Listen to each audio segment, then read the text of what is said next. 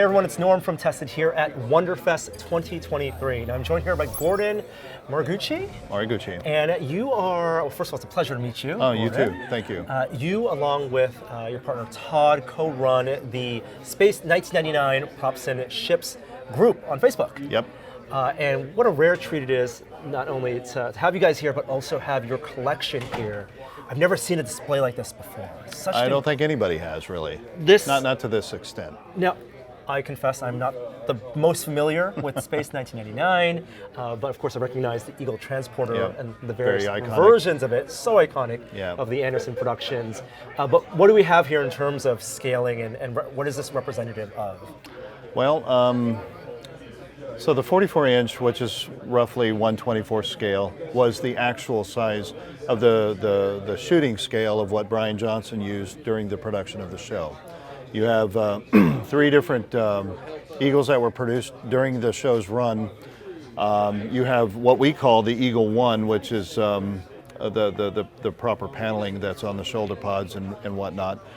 Eagle 2 has a little bit different, came about halfway in the first season, and then there's a third one that we don't even have represented here at all. That came in, I think, halfway in between season 2. I think Brian Johnson wanted to use that Eagle for a lot of explosions and whatever, and it would survive a little bit better than the original ones that were provided. Anyway, what we got here, a fellow by the name of Andrew Grimshaw out of the UK has been actually working on this since around the 2014-2015 time frame, and he finally got it done, made me the offer to sell it and shipping it here. So yeah, I was made a pretty good offer. I bought it. My wife is dealing with me on keeping it, so it's in my office. He actually had an entire hangar setup built for that, but there was no way I could take that. It's just too much space. But that's the flagship in terms of the biggest. It's larger than studio scale. It is, yeah. Usually the 44 inches was the studio scale that Brian used throughout the production. Well, he also used a 22-inch size.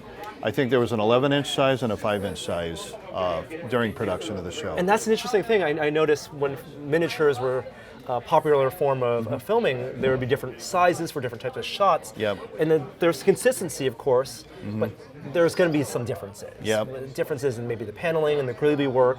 And well, that's the glory of Blu-ray, isn't it? So you could actually pick all the strings and all the details and everything out nowadays, where you couldn't do it from your mom's. The VHS or the broadcast, well, whatever just it was. the 19-inch color TV on wheels back in the day, right? Yeah. But as a collector, you appreciate not just the studio scale, you're appreciating it at all the different scales as well. Yes. Not only representative of what they may have used on set, but also what hobbyists have been able to build and collect over the years. Absolutely. So you could say that I'm a little obsessed.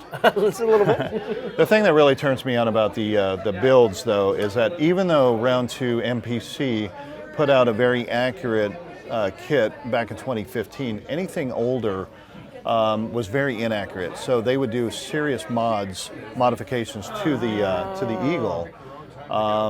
So this one is the Japanese kit, the IMI kit, and it originally came with wheels, but this one was heavily modded to this level of detail. And that just amazes me as a work of art. Yeah. And quite frankly, I thought that I loved getting it. A guy named David Pearson actually built that.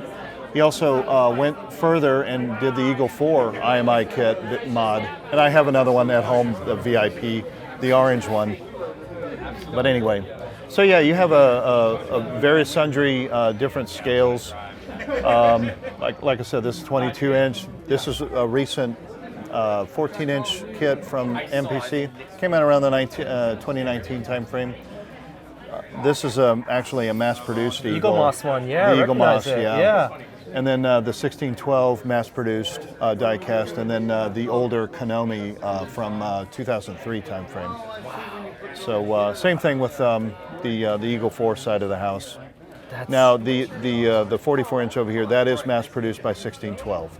Wow. I do have a lab pod built, but it wasn't ready for this show, so I had to have something.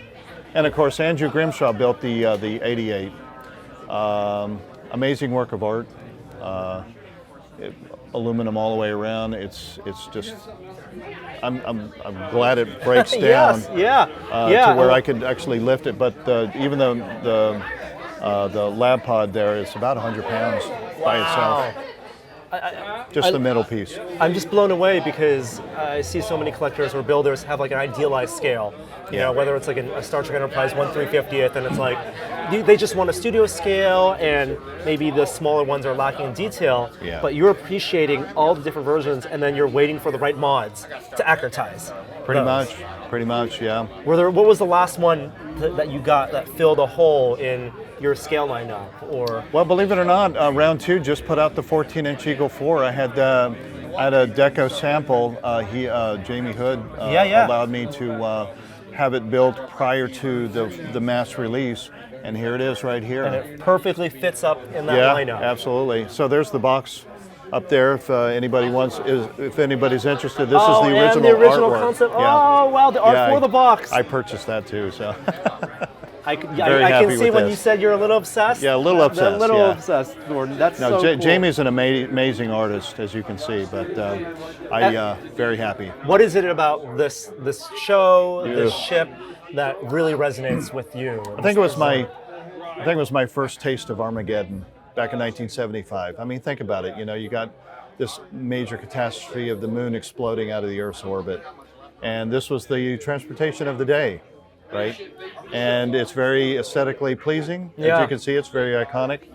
It may not be the most practical per Artemis or SpaceX or whatever's going on nowadays, but we love it. It's very it looks practical. It looks like it's NASA technology. Yeah. Right?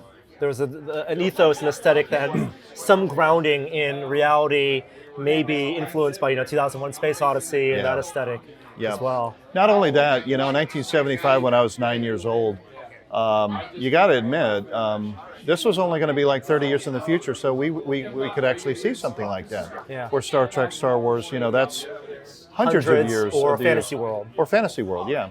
So, this was really hitting a little bit more of a reality nerve than anything else. And when you put all that together, it's very impressionable for a 9-year-old. Yeah. And I've been hooked ever since.